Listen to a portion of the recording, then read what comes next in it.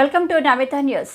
Madanapalle Congress party ఆధ్వర్యంలో వక్ఫ్ board చట్ట సవరణ బిల్లును వ్యతిరేకిస్తూ నిరసనను వ్యక్తం చేసిన ముస్లిం కాంగ్రెస్ నాయకులు.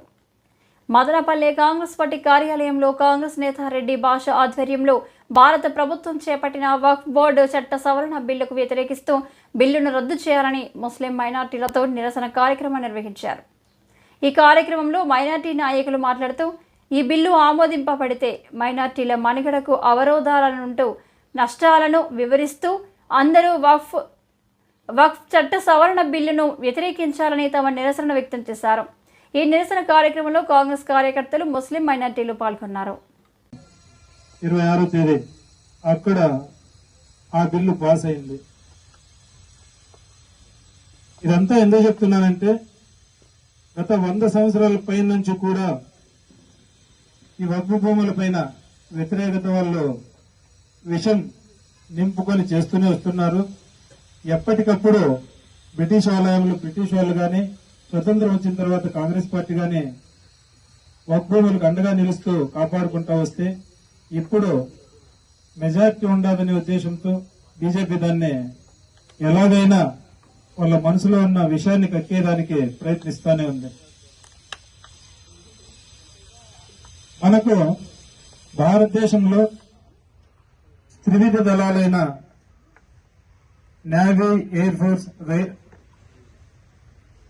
మిలిటరీకి సంబంధించిన భూమి భారతదేశంలోనే అత్యధికంగా ఉంది. దాని తర్వాత రైల్వేలకు ఉంది.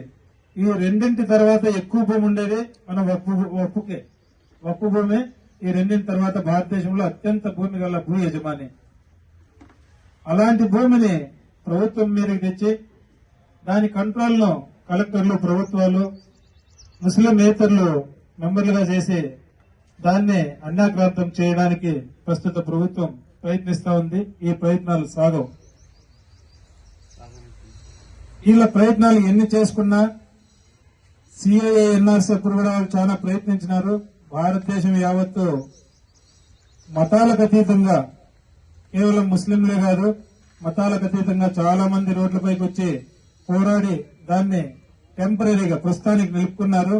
400 పార్ అనే నినాదంతో వాళ్ళకి 400 వచ్చిందంటే దాన్ని మళ్ళా తెరపైకి తెచ్చేవారు. సంపూర్ణ మెజార్టీ లేదు కాబట్టి దాన్ని ఇంకా వెయిట్ చేస్తున్నారు. అలాంటి వాళ్ళ విషధోరణి జరుగుతూనే ఉంది. ముస్లిం సోదరులు ప్రతి ఒక్కరూ లోతుగా ఆలోచన చేయాలా. మనకి ఈ రోజు పని జరుగుతుందా, మనకి ఈ రోజు ఇల్లు గడుస్తుందా, మనం బాగానే ఉన్నామా, మన కోసం ఉన్న పెద్దలు మనల్ని బాయ్ అని చెప్పి బాగానే మాట్లాడుతున్నారా, ఇంత మాత్రమే కాకుండా కొంచెం లోతుగా ఆలోచన చేయండి. కొన్ని సంవత్సరాల నుంచి ఏం జరిగింది, ఇంకా కొన్ని సంవత్సరాలు మా మండల అధ్యక్షులు మొహమ్మద్ షరీఫ్ అన్న, కుమారి మేడం, ప్రతి ఒక్కరికి, అలాగే ఇక్కడికి వచ్చేసిన మైనార్టీ పెద్దలకు, మీడియా సోదరులకు, మా అక్క చెల్లెమ్మలకు అందరికీ ధన్యవాదాలు తెలియజేసుకుంటున్నాను. విషయం ఏమంటే, వక్ఫ్ బోర్డును నిర్వీర్యం చేసే ఎత్తుగడ మన కేంద్ర ప్రభుత్వం చేస్తా ఉంది. ఈ వక్ఫ్ బోర్డు అనేది కొన్ని 100 సంవత్సరాలకు ముందు ఒక కుటుంబం వాళ్లకు పిల్లలు కలగకపోతే వాళ్లకు సంబంధించిన ఆస్తిని ఏం చేయాలి అని ఆలోచన చేస్తే, పొరుగు వ్యక్తులకు కానీ తన బంధువులకు కానీ ఇస్తే వాళ్ళు దాన్ని అనుభవిస్తారు తప్ప చాలా మందికి అది ఉపయోగపడదనే కారణంతో అప్పుడు ఆ పెద్దలు ఆలోచన చేసిందేమంటే, దేవుని పేరిట అందరికీ ఉపయోగపడే విధంగా ఒక కార్యక్రమం చేపట్టాలని మొదలుపెట్టింది వక్ఫ్ భూమి.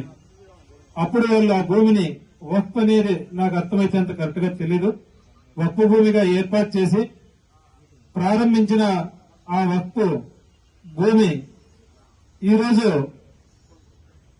వేల ఎకరాల పైన మన భారతదేశంలో ఉంది.